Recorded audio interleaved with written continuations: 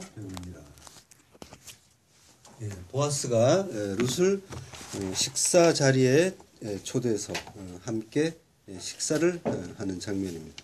함께 식사를 한다는 것은 한 가족, 한 식구라는 뜻입니다. 함께 식사하는 사람을 식구라고 하죠. 사무엘서에 그 다윗이 무비보셋을 불러서 함께 식사하는 장면이 나옵니다. 사무엘하 9장 10절 무비보셋은 항상 내 상에서 먹으리라. 11절 무비보셋은 왕자 중 하나처럼 왕의 상에서 먹으니라. 무비보셋은 사울의 손자고 요나단의 아들입니다. 그가 어릴 때 유모의 실수로 다리가 부러져서 절뚝발이가 됐습니다. 절뚝발이 하면 생각나는 사람이 있죠. 야곱입니다. 강도 넘어뜨리는 자. 야곱이 하나님을 이겨 먹으려다가 환도뼈를 맞아서 절뚝발이가 됐습니다. 그리고 이스라엘이 됐습니다. 하나님과 싸운 자, 하나님과 승리한 자. 강도 야곱이 이스라엘, 교회, 하나님의 자녀가 된 것입니다. 하녀가 하나님과 한 식구가 됐습니다. 절뚝발이 무비보셋이 이스라엘의 왕 다윗과 한 상에서 먹는 식구가 됐다는 것은 이스라엘, 교회, 우리가 하나님과 한 상에서 먹게 되는 일의 예표인 겁니다. 다윗의 은혜에 감격한 무비보셋이 말합니다. 이 종이 무엇이건대 왕께서 죽은 개 같은 나를 돌아보시나이까. 무비보셋의 감격이 우리의 감격입니다. 하나님이 죽은 흙, 티끌, 개 같은 나를 불러서 왕자처럼 하나님의 아들처럼 한 가족으로 대접하시면서 한 상에서 먹게 하시는 것이 구원입니다. 다윗도 하나님과 한 상에서 먹는 구원의 은혜를 이렇게 노래했습니다. 시편 23편 5절 주께서 내 원수의 목전에서 내게 상을 베푸시고 기름으로 내 머리에 바르셨으니 내 잔이 넘치나이다. 예수님이 오셨을 때 예수님은 세리와 죄인들의 친구가 되셔서 그들을 식탁으로 불러서 함께 식사를 하셨죠. 마태복음 9장 10절 예수께서 마태의 집에서 앉아 음식을 잡수실 때에 많은 세리와 죄인들이 와서 예수와 그 제자들과 함께 앉았더니 바리새인들이 보고 그 제자들에게 이르되 어찌하여 너희 선생은 세리와 죄인들과 함께 잡수시느냐. 예수께서 들으시고 이르시되 건강한 자에게는 의원이 쓸데없고 병든 자에게라야 쓸데있느니라. 너희는 가서 내가 긍휼을 원하고 제사를 원치 아니하노라 하신 뜻이 무엇인지 배우라. 내가 의인을 부르러 온 것이 아니요 죄인을 부르러 왔노라 하시니라. 우리들은 우리 자신을 죄인이라고 생각하지 않습니다. 누군가 내 잘못이나 실수를 지적할 때 그것이 정당하거나 부당하거나 기분이 나쁘고 속상해합니다. 그것이 우리가 죄인이 아니라 의인이라는 증거입니다. 예수님은 그러나 의인을 부르러 온 것이 아니라 죄인을 부르러 오셨습니다. 지금 예수님이 세리와 죄인을 불러서 원수의 목전에서 상을 베풀고 계십니다. 율법 잘 지키고 착하게 살았다고 자부한 바리새인들이 하나님께 원수였습니다. 골고다 언덕에 세워진 새 십자가를 생각해 보시기 바랍니다. 예수님과 두 강도가 골고다 언덕에 달려있는 장면, 그 장면을 떠올려 보십시오. 두 강도는 똑같은 죄인입니다. 누가 조금 더 낫고 그리고 못 낫는지 구분이 되지 않습니다. 똑같이 죄인이고 똑같이 사형감입니다. 아니, 사형을 당하고 있는 중입니다. 이것이 모든 인간의 실존입니다. 모든 인간이 십자가에 달려서 죽어가고 있습니다. 하나님에 의해서 부인이 됐고 부정이 된 상태입니다. 너희들은 모두 죄인이다. 그러므로 모두 죽어야 한다. 그러나 우리들은 그 상황에서도 우리의 실존을 깨닫지 못하고 잘난 척하면서 의인 행세하면서 예수님을 욕보이는 자들입니다. 하나님은 의인은 없나니 하나도 없다고 하시는데 우리는 내가 무슨 큰 죄를 저질렀느냐? 나는 죄인 아니다 하면서 잘난 척하면서 살고 있습니다. 하나님과 맞서며 하나님의 원수로 살고 있는 것입니다. 마태복음 27장 38절 이때 예수와 함께 강도 둘이 십자가에 못 박히니 하나는 우편에 하나는 좌편에 있더라. 지나가는 자들은 자기 머리를 흔들며 예수를 모욕하여 가로되 성전을 헐고 사흘에 짓는 자여 내가 만일 하나님의 아들이어든 자기를 구원하고 십자가에서 내려오라 하며 그와 같이 대제사장들도 서기관들과 장로들과 함께 희롱하여 가로되 저가 남은 구원하였으되 자기는 구원할 수 없도다. 저가 이스라엘의 왕이로다. 지금 십자가에서 내려올지어다. 그러면 우리가 믿겠노라. 저가 하나님을 신뢰하니 하나님이 저를 기뻐하시면 이제 구원하실지라. 제 말이 나는 하나님의 아들이라 하였도다 하며 함께 십자가에 못 박힌 강도들도 이와 같이 욕하더라. 바로 이 장면이 전 인류의 전 역사를 하나의 그림으로 함축시켜서 보여주는 장면입니다.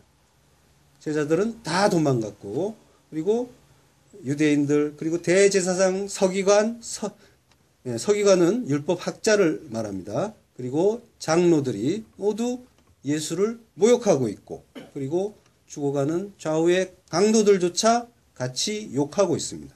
모든 인간이 하나님을 죽이면서 욕보이고 있습니다. 의인은 하나도 없고 그리고 멸망받아 마땅한 죄인들만 있는 겁니다. 그런데 그 자리에서 하나님의 은혜가 임해서 하나님을 저주하던 자리에서 돌아서는 자가 있었습니다. 그가 바로 우편 강도였습니다.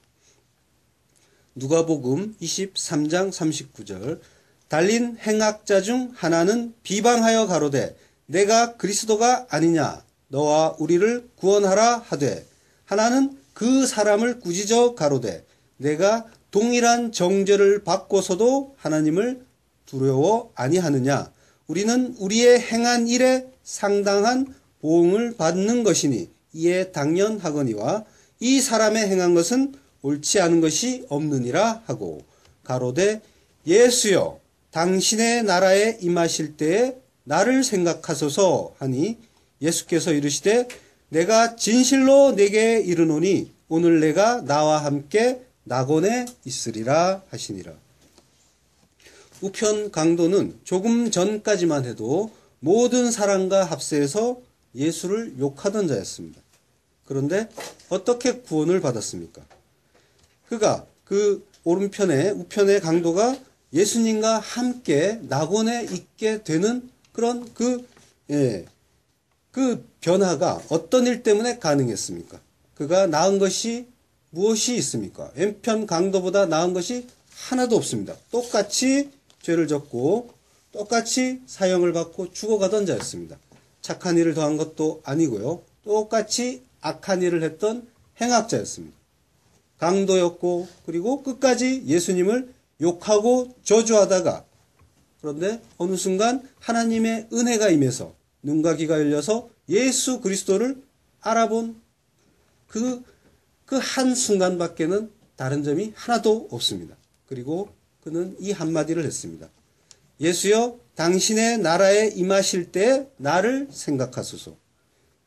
그 사람이 한 일은 이것밖에 없습니다.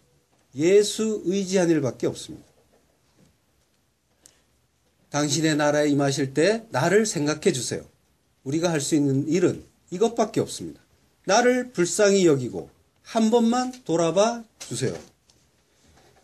그러니까 우편 강도는 뭔가를 잘해서 구원을 받은 것이 아니라 하나님의 전적인 은혜로 구원을 받은 것입니다. 이것이 하나님께서 우리에게 가르쳐 주시는 구원의 그림입니다.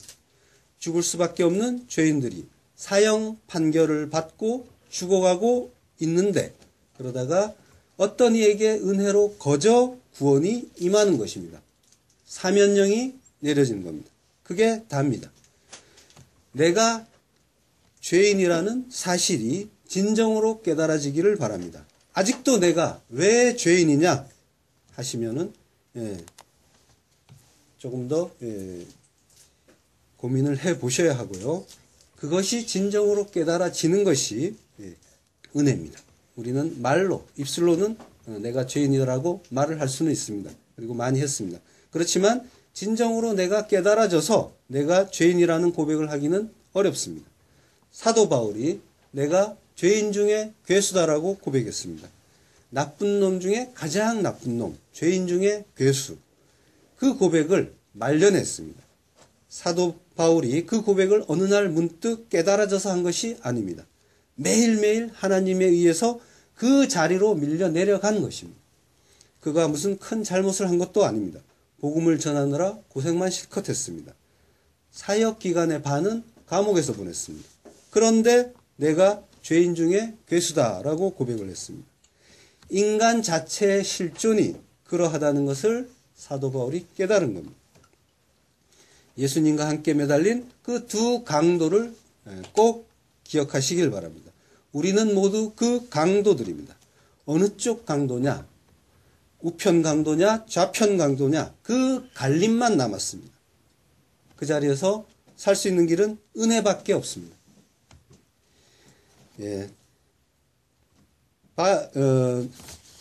보아스가 루세게 떡을 먹으며 내 떡 조각을 초에 찍으라 라고 말합니다. 떡은 레헴입니다.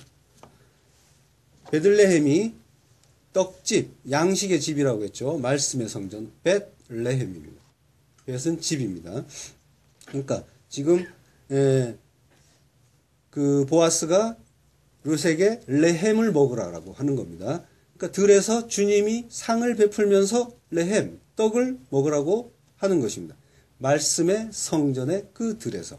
출애굽 때 이스라엘 백성들이 하나님이 거저 주시는 일용할 양식, 하늘에서 내려오는 만나를 40년 동안 먹었습니다. 그런데 그들은 그것이 무엇인지 알지 못해서 광야에서 다 죽었습니다. 그 실패한 출애굽을 예수님이 40일 동안 금식하시면서 우리에게 정답을 알려주셨습니다. 예수님의 그 광야 40일은 출애굽한 그 이스라엘 백성들의 40년을 그대로 상징하는 시간입니다. 그때 예수님은 돌로 떡을 만들어 먹으라는 사단의 미혹에 이렇게 답하셨습니다. 사람이 떡으로만 살 것이 아니요 하나님의 입으로부터 나오는 모든 말씀으로 살 것이라. 성도는 출애굽의 삶을 사는 자들입니다. 세상을 떠나서 하나님 나라로 가는 천국의 유목민, 천국의 노마드들입니다. 우리는 그 삶을 살면서 예수님이 내놓으신 정답을 우리 또한 배워서 내놓아야 합니다. 그 정답을 삶으로 살아야 하는 자들입니다. 물론 우리는 스스로 그 답을 내놓지 못하기 때문에 예수님이 그 답을 맞추시고 우리에게 거저 전가해 주셨습니다. 우리는 우리의 양식, 우리의 레헴이 무엇인지 분명히 알아야 합니다. 우리의 양식은 바로 하나님의 말씀입니다. 말씀이 육신이 되어 오신 예수 그리스도입니다. 다른 무엇이 있어야 내가 살 것 같아 하면 그는 아직 그분의 백성이 아닙니다. 하나님 믿는 것도 좋지만 다른 무엇도 부족하지 않으면 좋겠다 하신다면 그는 하나님과 만몬을 겸하여 섬기는 자입니다. 하나님과 만몬을 겸해서 섬기는 일은 가능하지가 않습니다.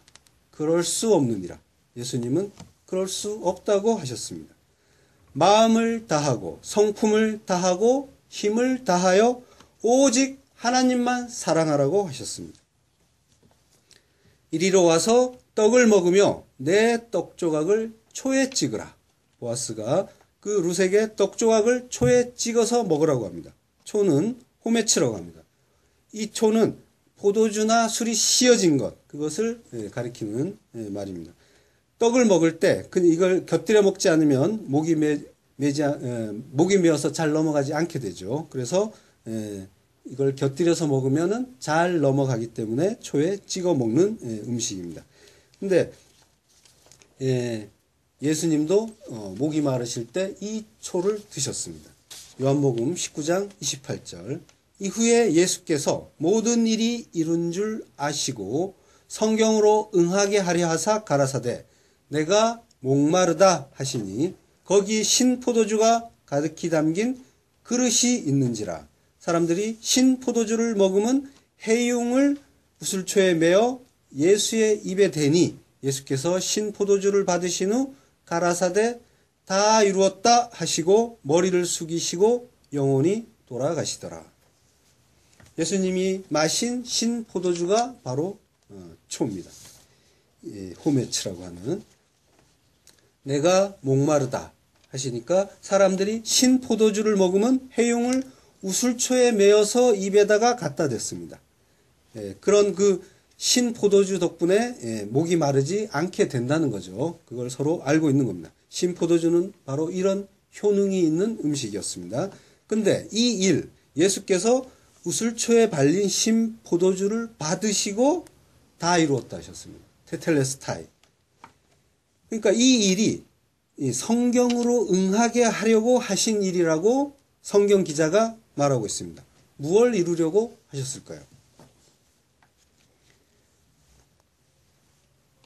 성경에 응하게 하려고 한 일은 신포도주를 머금은 해용을 우슬초에 메어 예수의 입술에 댄 그 일이죠. 그리고 예수님이 내가 목마르다고 하신 것은 신포도주를 마시고 해갈하려고 하셨던 건 아닙니다. 그걸 받은 즉시 돌아가셨으니까요. 그러니까 이 일은 이 우슬초에 메어서 다가온 그 신포도주를 마신 그 일은 바로 출애굽 때 유월절의 일, 그 일을 응하게 하려고 하신 일입니다. 유월절에 죽은 어린 양과 지금 십자가에서 죽는 예수님이 서로 응하는 일이다 하는 걸 보여주시기 위해 그 사실을 이 사건을 통해서 신포도주를 머금은 해용을 우슬초에 메어 예수의 입에 대는 이 사건이 이 일이 일어나는 것입니다. 그래서 굳이 우슬초에 메어서 창에 메일 수도 있는데 우슬초에 메어서 전달이 된 겁니다. 그 우슬초에 발라서 그 피를 발라서 이스라엘 백성들이 출애굽 때 그 문설주에 임방에 발랐습니다. 그래서 그들이 구원을 받았습니다. 그런데 그 피를 바른 그 집에 살고 있던 사람들이 뭔가 잘했습니까? 모두가 다 착했습니까? 구원받을 만한 자격이 있었습니까? 우리의 실존은 다 강도고 행악자라고 했습니다. 하나님은 그 안에 내용물을 보신 것이 아니라 겉에 발라진 피만 보셨습니다. 그리고 넘어가셨습니다. 그것이 지금 예수님께서 그 신포도주를 입에 대고 그리고 돌아가시는 그러면서 성경으로 응하게 하신 그 일인 것입니다. 예수님의 새 언약의 피, 이것을 우리에게 알려주시는 겁니다. 그것이 유월절에 임방과 문설주에 발라진 그 피라는 것, 이것을 서로 응하게 하신 것입니다. 우리는 뭔가를 잘해서 그걸 근거로 해서 피가 발라진 것이 아니라 아버지가 아들에게 주신 창세전에 불가항력적으로 택해버린 그 택한 자들에게 그들을 살리려고 거저 발라주시는 겁니다. 예수님의 피가 우슬초에 발려질 때 세상에 사람들이 한 일이 무엇이 있습니까? 아무것도 없습니다. 합심해서 예수를 죽인 것밖에 없습니다. 그래서 그 십자가 주변에는 마리아밖에 없다고 했습니다. 마리아, 마리아, 마리아. 전부 마라였습니다. 마라의 그 쓴물들이 단물이 되기 위해서 예수의 피를 기다리고 서 있었습니다. 우리는 구원의 은혜를 찬송하기 위해서는 우리가 마라라는 걸 반드시 알아야 하고 십자가에 달려 죽어가는 강도라는 걸 깨달아야 합니다. 입으로만 내가 죄인이다 하는 것이 아니라 진짜 내가 죄인인 걸 뼈저리게 자각하는 자가 성도입니다. 갈라디아서 2장 20절. 내가 그리스도와 함께 십자가에 못 박혔나니 그런즉 이제는 내가 산 것이 아니요 오직 내 안에 그리스도께서 사신 것이라. 이제 내가 육체 가운데 사는 것은 나를 사랑하사 나를 위하여 자기 몸을 버리신 하나님의 아들을 믿는 믿음 안에서 사는 것이라. 우리는 골고다 언덕에서 그리스도와 함께 십자가에 못 박힌 죄인들이 맞습니다. 십자가에 박혀 죽어가는 그 자리에서 우리가 해야 할 기도는 다른 것이 아닙니다. 이거 해주세요. 저거 해주세요. 부자 되게 해주세요. 병 낫게 해주세요. 성공하게 해주세요. 이런 기도를 할 겨를이 없습니다. 자신이 어떤 상황에 놓여 있는지를 몰라서 그렇습니다. 우리는 서둘러서 옆에 달리신 예수님께 당신의 나라에 임하실 때 저 좀 생각해 주세요. 그 간청을 해야 합니다. 그리고 그 말밖에 할 수 없는 불가능한 자라는 걸 알아야 합니다. 우리 옆에 예수님이 함께 계신 것이 얼마나 감사한 일입니까? 당신의 나라에 임하실 때 저 좀 생각해 주세요. 그 한마디 모든 것 포기하고 오직 그분만 의지했더니 그래 내가 오늘 나와 함께 천국을 갈 것이다 라고 하시는 겁니다. 그것이 구원입니다. 그러므로 우리는 회개해야 합니다. 나를 위해서 이 땅을 위해서 살던 길에서 돌이켜서 예수라는 길로 돌아서야 하는 겁니다. 십자가로 말미암아 우슬초에 묻혀진 새 언약의 피, 그 피가 발린 대상의 그 자격과 조건과 업적은 하나도 중요하지 않습니다. 오직 그 피가 발라진다는 것이 중요합니다. 내가 무엇을 잘하느냐 못하느냐의 문제가 아니라 내가 예수를 의지하느냐 못하느냐, 그 피를 의지하느냐 못하느냐, 그것만이 구원에서 필요한 것입니다. 그가 볶은 곡식을 주매 룻이 배불리 먹고 남았더라. 보아스가 볶은 곡식을 직접 룻에게 건네주었습니다. 룻이 그걸 먹었는데 배불리 먹고 남았더라 라고 합니다. 요한복음 6장 10절 예수께서 가라사대 이 사람들로 앉게 하라 하신데 그곳에 잔디가 많은지라 사람들이 앉으니 수요가 5,000쯤 되더라. 예수께서 떡을 가져 축사하신 후에 앉은 자들에게 나눠주시고 고기도 그렇게 저희의 원대로 주시다. 저희가 배부른 후에 예수께서 제자들에게 이르시되 남은 조각을 거두고 버리는 것이 없게 하라 하심으로 이에 거두니 보리떡 5개로 먹고 남은 조각이 12바구니에 찼더라. 그 사람들이 예수의 행하신 이 표적을 보고 말하되 이는 참으로 세상에 오실 그 선지자라 하더라. 예수님이 오병이어의 기적을 베푸셔서 5,000명이 먹고도 12바구니가 가득 차게 남을 정도로 남겨주셨습니다. 그 정도로 많이 주셨습니다. 오병이어 5개의 보리떡과 2마리 물고기. 이 세상의 것으로 일희일비하는 그 세상들의 모습을 폭로하는 세상의 떡의 덧없음을 상징하는 보잘것없는 소품입니다. 그리고 정말 보잘것없는 보리떡 같은 모습으로 이 땅에 오셨지만 그 보잘것없는 모습의 하늘의 떡이 굶주린 당신의 백성들에게 참 생명을 주시는 것이라는 것을 보여주는 그 예수 그리스도를 상징하는 소품이기도 합니다. 오병이어가 예수 그리스도의 십자가, 그것이 세상 사람들에게는 보잘것없고 실패하는 모습으로 보여주는 패배의 보리떡처럼 보잘것없이 보일 수도 있습니다. 그렇지만 오직 그 예수만이, 그 십자가만이 우리를 충만하게 채워줄 수가 있고 우리를 만족시켜 줄 수 있다는 것을 우리에게 성경은 말씀하고 계신 겁니다. 그래서 12광줄이나 남은 것입니다. 룻도 먹고 배불리 남았습니다. 룻은 지금 생명의 양식, 구원의 은혜를 넘치도록 받고 있는 것입니다. 이제 곧 5월이 되니까 어버이 주간 때 룻기가 여기저기서 많이 설교될 텐데요.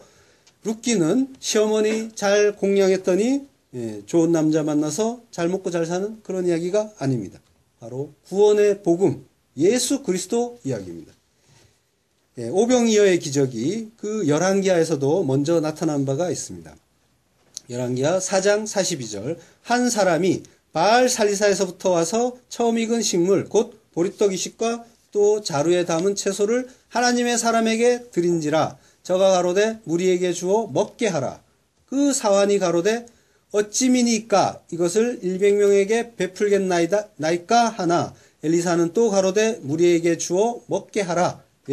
여호와의 말씀이 무리가 먹고 남으리라 하셨느니라. 저가 드디어 무리 앞에 베풀었더니 여호와의 말씀과 같이 다 먹고 남았더라. 여기 보리떡 20개 이것도 역시 다 먹고 남았습니다. 보리떡과 같이 보잘것없어 보이는 그 예수님에 의해서 풍성한 하늘의 생명이 당신의 백성들에게 채워주는 그런 장면인 겁니다. 그리고 이렇게 보잘것없어 보이는 예수 그리스도와 십자가에 의해서 우리의 기근과 결핍이 채워지는 모습이 또 시편 23편에 거기서 노래되고 있습니다. 시편 23편 1절 여호와는 나의 목자시니 내가 부족함이 없으리로다. 그가 나를 푸른 초장에 누이시며 쉴만한 물가로 인도하시는도다. 내 영혼을 소생시키시고 자기 이름을 위하여 의의 길로 인도하시는도다. 내가 사망의 음침한 골짜기로 다닐지라도 해를 두려워하지 않을 것은 주께서 나와 함께 하심이라. 주의 지팡이와 막대기가 나를 안위하시나이다. 주께서 내 원수의 목전에서 내게 상을 베푸시고 기름으로 내 머리에 바르셨으니 내 잔이 넘치나이다. 나의 평생의 선하심과 인자하심이 정녕 나를 따르리니 내가 여호와의 집에 영원히 거하리로다. 오병이어 때 사람들이 어디에 앉았습니까? 이 사람들로 앉게 하라 하신데 그곳에 잔디가 많은지라 푸른 초장입니다. 여호와는 나의 목자시니 내가 부족함이 없으리로다. 그가 나를 푸른 초장에 누이시며 푸른 초장에서 예수께서 떡을 가져 축사하시고 그리고 앉은 자들에게 나눠주시고 그리고 고기도들이 원하는 대로 먹여주셨습니다. 주님은 받아먹는 사람들이 원하는 대로 다 주셨습니다. 그 하나님의 그 완성과 안식을 뜻하는 7, 그 쉐바가 약속, 언약 이런 뜻과 함께 실컷 먹이다라는 뜻도 있다고 했습니다. 하나님은 이처럼 우리를 푸른 초장 쉴만한 물가로 인도하셔서 실컷 먹이십니다. 무엇으로요? 이 땅의 것들이 아니라 말씀, 하늘의 양식으로 먹이십니다. 주기도문의 그 일용할 양식은 세상의 그 양식이 아니라 하늘의 양식입니다. 그 말을 이 세상에서 필요한 것으로 주는 것으로 본다면 출애굽 때 광야에서 그 하늘에서 내려온 만나를 이것이 뭐냐라고 궁금해하다가 망한 사람들과 같은 자가 되는 겁니다. 하늘에서 내려오는 양식은 예수 그리스도, 말씀, 하늘의 양식입니다. 먹고 남은 조각이 12바구니에 가득 차듯이 보아스가 준 볶은 곡식을 룻이 배불리 먹고 남았습니다. 하늘의 백성은 하나님으로부터 넘치도록 받습니다. 이것을 헌금 많이 하면 11조 잘 내면 오병이어 7병이어로 넘치도록 튀겨준다고 하는 사람들도 있습니다. 그 이야기를 하는 것이 아닙니다. 누누이 말씀드리지만 성경은 그런 이야기 절대로 하지 않습니다. 이 땅에서 하나님 믿으면 잘 먹고 잘 산다는 말은 다 거짓말입니다. 하나님 백성은 하나님으로부터 넘치도록 받는 것이 맞습니다. 그렇지만 받는 것이 다릅니다. 내 잔이 넘치도록 풍성한 기쁨과 평강과 안식이 우리에게 주어지는 것입니다. 그것이 넘치도록 받는 것입니다. 넘치도록 먹고 남는 것, 이것이 바로 기쁨과 평강과 안식입니다. 그것이 마음속에서 생활 속에서 넘치는 자가 구원받은 자입니다.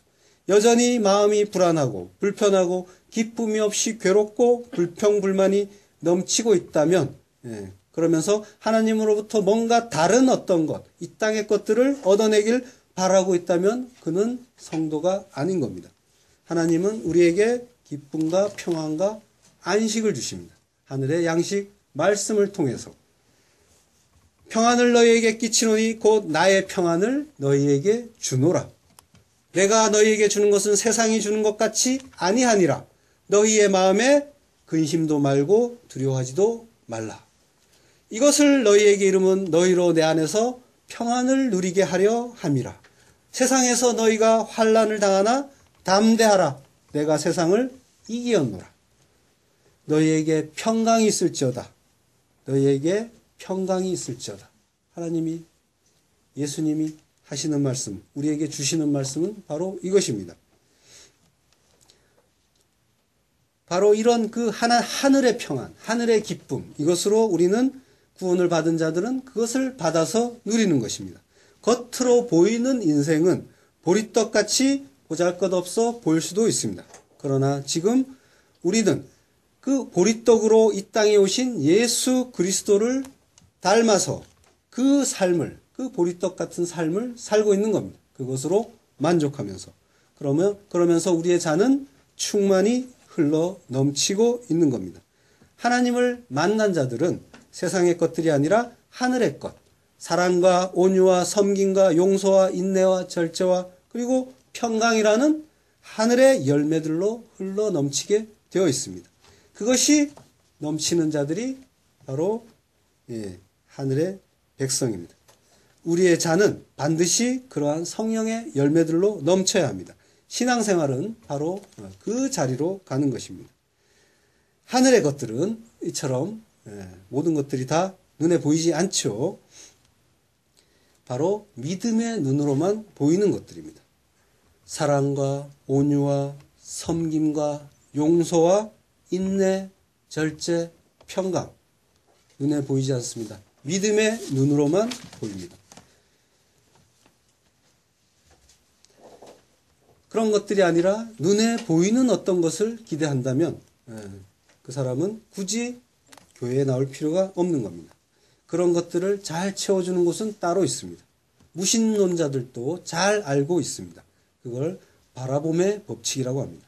자기가 원하는 것을 기대하고 바라보면 그 염원이 실체화되어 이루어진다는 겁니다. 우주적 힘의 원리라고 무신론자들은 말하고 있습니다. 또 어떤 이들은 그걸 긍정의 힘이라고도 합니다. 그들은 교회에 나온다고 해도 교회가 아닙니다. 사단의 힘입니다. 그것이 왜 나쁘냐? 도둑질하는 것도 아니지 않느냐 할 수도 있습니다. 그러나 그것이 절도고 강도입니다. 그들이 바라보는 곳이 어디입니까? 땅, 세상입니다. 하나님은 기는 것은 부정하다고 하셨습니다. 온몸으로 땅을 끌어안고 기어다니면서 살고 있으면 그것이 바로 하나님으로부터 저주를 받는 그런 인생인 겁니다. 하나님의 영광을 찬양하기 위해서 창조된 인간이 하나님이 주신 자원을 이용해서 자기 영광을 추구하면서 사는 그것이 바로 절도고 강도입니다. 그래서 우리는 예수님 옆에 달린 그 강도들인 겁니다. 우리는 신앙생활을 통해서 보리떡 같은 예수 그리스도의 십자가로 말미암아 우리에게 주어지는 넘치는 하늘의 그 영생을 우리의 잔에 채우는 훈련을 하는 것입니다. 보리는 애굽에서 가축들이 먹던 곡물이었습니다. 풍요로운 애굽에서는 보리를 거들떠보지도 않았습니다. 맛없고 가치 없는 곡식으로 쳤습니다. 눈과 귀를 즐겁게 하는 것들이 넘쳐나는 이 세상에서 하나님 말씀은 맛없는 보리 같은 취급을 받습니다. 낮아지고 섬기고 대신 죽어라. 이것이 십자가죠. 그런데 이 말은 하나님이 눈과 귀를 열어주지 않은 자들에게는 절대로 이해가 되지 않는 보리떡 같은 말입니다. 무슨 소리냐? 낮아지라니. 올라가야지. 모든 사람들이 합의한 그 정의, 올라가는 것, 높아지는 것, 그것이 선이고 정의입니다. 그러니까 다른 사람을 밟고서라도 올라가야 잘했다고 칭찬을 받는데 낮아지라고 하니까 이게 무슨 바보 같은 소리냐고 하는 겁니다. 왜 내가 내려가야 하느냐? 왜 내가 다른 사람을 섬겨야 하느냐? 내가 왜 힘들게 올라가는데 섬김을 받으려고 이렇게 어렵게 고생하면서 올라가는 것 아니냐? 부하 직원 거느리고 집에는 가정부 집사 두고 그리고 폼나게 살아보는 것. 이것이 선 아니냐. 드라마에 나오는 그 부잣집들이 다 그렇게 하죠. 궁전처럼 우리의리한 집에서 나도 섬김을 좀 받으면서 멋지게 살고 싶다. 모든 인간들의 로망입니다. 거기다 대고 또 대신 죽으라고 하면은 미쳤냐는 소리를 듣습니다. 내가 죽을 일이 있어도 나 대신 죽을 사람을 찾아서 죽여야 할 판인데 내가 왜 다른 사람을 대신해서 죽느냐. 남들이 다 죽더라도 어떻게 하든 나는 살아남아야 한다. 라고 합니다. 하나님 자녀가 아닌 자들은 그 십자가의 원리를 절대로 이해할 수가 없습니다. 그래서 십자가는 믿지 않는 자들에게는 어리석은 것이고 믿는 우리에게는 하나님의 능력이라고 하는 겁니다. 이런 방식으로 세상을 이길 줄은 누구도 예상하지 못했습니다. 이것이 하나님의 지혜입니다. 선악과를 먹고 스스로 하나님이 된 인간은 본능적으로 생리적으로 이 세상의 방식으로 살아갑니다. 이 세상의 방식은 마귀의 방식입니다. 마귀의 방식으로 하나님 나라의 방식과는 정반대 방향으로 모든 인간들이 살아갑니다. 이 세상을 사랑해서 이 세상의 것들, 이 세상의 방식들을 끌어안고 삽니다. 그래서 기는 것은 부정하다고 하는 겁니다. 배로 기는 것들은 땅을 끌어안고 삽니다. 너희들이 이 세상을 끌어안고 세상의 가치만을 추구하며 그 사는 부정한 삶을 사는 자들이다 라고 하나님이 가르쳐 주는 겁니다. 그래서 메뚜기 방앗개비처럼 뒷다리를 이용해서 하늘로 펄쩍펄쩍 뛰는 것들을 정하다고 하시는 겁니다. 어떠하십니까? 하늘의 가치로 사십니까? 땅의 가치로 사십니까? 모든 동물들 중에서 인간만이 태어나면 누군가의 도움을 받아야만 살 수 있다고 했죠. 짐승들은 태어나자마자 걸어 다닙니다. 동물의 왕국 같은 데서 보셨을 겁니다. 막 태어났는데 비틀비틀하면서도 결국은 자기 발로 걸어서 어미에게 다가가고 젖까지 빨아먹습니다.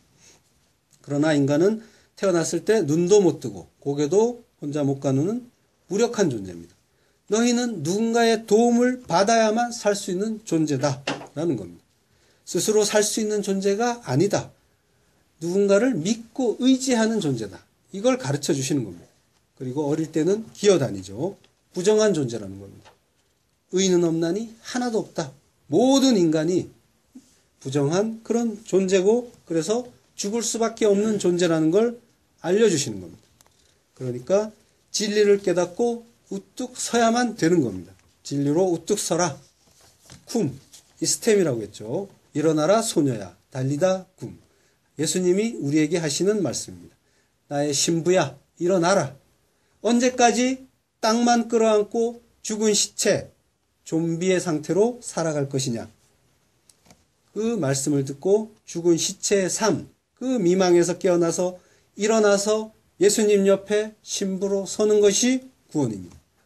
하나님은 이처럼 모든 것 속에 그 진리, 하나님의 구원이라는 그 진리를 담아서 주셨습니다.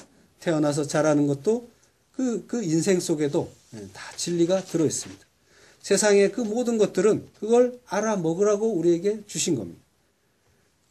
이 땅의 것들을 많이 획득하고 그리고 이 땅에서 잘 먹고 잘 살라고 주신 것들이 아닙니다. 오늘날 기독교는 그런데 그걸 목표라고 가르치기도 하죠. 세상에서 잘 되고 높아져야 하나님의 영광을 빛내는 거다. 가난하고 출세 못하면 하나님의 영광을 가리는 일이다. 이것은 성경에 없는 이야기입니다. 인간들의 욕망, 그 욕심이라는 프리즘을 통해서 보면은 하나님의 말씀은 다 그렇게 보이게 되어 있습니다. 그 프리즘은 특별한 것이 아닙니다. 인간의 본능 자체가 바로 프리즘입니다. 하나님의 은혜가 부어진 자만이 그 거짓된 프리즘의 투사를 멈출 수가 있습니다. 성경을 바르게 보고 하나님의 뜻을 바르게 깨달아야 합니다. 우리가 하나님의 백성으로 완성이 되는 그날 우리와 하나님이 서로 처소가 되고 그리고 하나로 연합이 되어서 하나님의 것들을 밖으로 흘러보내는 그 넘치는 삶, 진정한 만족의 삶, 영원한 행복 속에서 거하게 될 것입니다. 그러면 다시는 목마르지 않고 다시는 배고프지 않게 됩니다. 요한계시록 7장 14절 내가 가로되 내 주여 당신이 알리이다 하니 그가 나더러 이르되 이는 큰 환난에서 나오는 자들인데 어린 양의 피에 그 옷을 씻어 희게 하였느니라.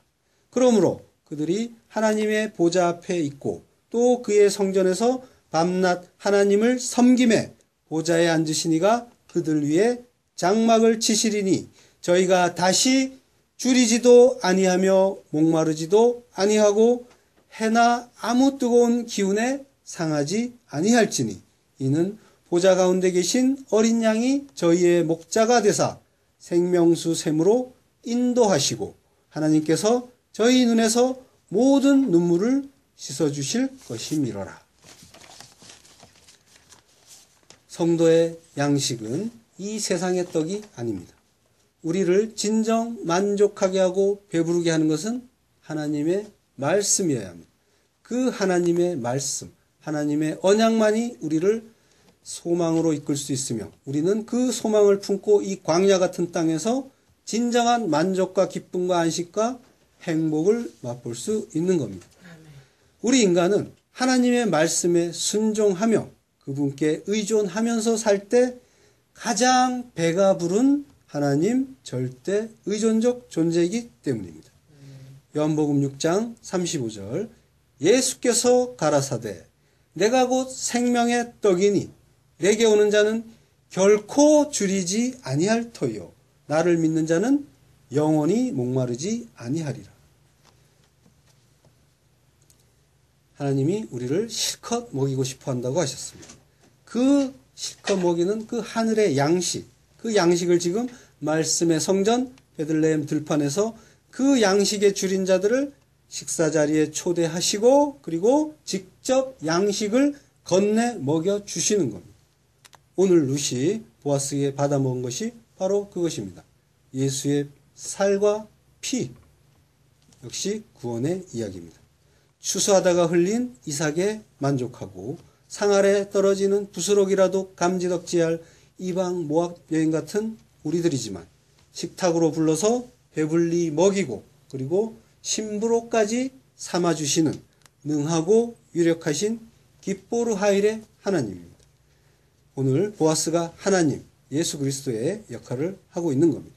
식사를 마치고 일을 다시 시작할 때 보아스가 파격적인 명령을 내립니다. 15절 룻이 이삭을 주우러 일어날 때 보아스가 자기 소년들에게 명하여 가로되 그로 곡식단사에서 죽게 하고 책망하지 말며 또 그를 위하여 줌에서 조금씩 뽑아버려서 그로 죽게 하고 꾸짖지 말라 하니라. 곡식단사에서 죽게 하고 떨어진 이삭 정도가 아니라 줌에서 뽑아버려서 그걸 아예 죽게 만듭니다. 그리고 책망하지 말고 꾸짖지 말라고 합니다. 하나님은 이처럼 후히 주시고 꾸짖지 아니하시는 하나님입니다. 보아스가 그 식사 때 룻에게 먹으라고 준 양식이 무엇입니까? 볶은 곡식입니다. 불에 구워진 곡식. 예수님은 성도의 그 생명의 떡, 참된 양식이 되기 위해서 불같은 시험을 통과하시면서 죽으셔야 했습니다. 예수님은 우리를 대신해서 하나님의 그 진노의 불길을 온몸으로 고스란히 감당하셨습니다. 레위기 2장 14절 너는 첫 이삭의 소재를 여호와께 드리거든 첫 이삭을 볶아 찌은 것으로 너의 소재를 삼되 라고 합니다. 예수님이 첫 열매였습니다. 그리고 그분은 불에 볶아지고 그리고 갈아져서 소재로 바쳐졌습니다. 레위기 2장 1절 누구든지 소재의 예물을 여호와께 드리려거든 고운 가루로 예물을 삼아 그 위에 기름을 붓고 또 그 위에 유황을 놓아 아론의 자손 제사장들에게 가져올 것이요 제사장은 그 고운 기름 가루 한 줌과 그 모든 유황을 취하여 기념물로 단 위에 불사를 찌니 이는 화제라 여호와께 향기로운 냄새니라. 예수님의 죽음은 하나님을 기쁘시게 했습니다. 그리고 하나님께 연락되는 향기로운 제물이었습니다. 우리는 말씀의 성전 베들레헴 들녘에서 양식을 구하는 가난한 과부입니다. 그곳에서 하나님의 그 진노의 불길을 한 몸에 받고 불같은 시험을 통과하신 예수 그리스도께서 말씀이신 자신을 우리에게 주어서 실컷 먹여주십니다. 우리가 찾는 양식은 예수 그리스도야 합니다. 이 땅의 것들로는 살지 못합니다. 그 하늘 양식을 찾는 자가 심령이 가난한 자입니다. 그가 복 있는 자며 그가 하늘의 풍요를 넘치도록 받게 될 것입니다. 기도하겠습니다.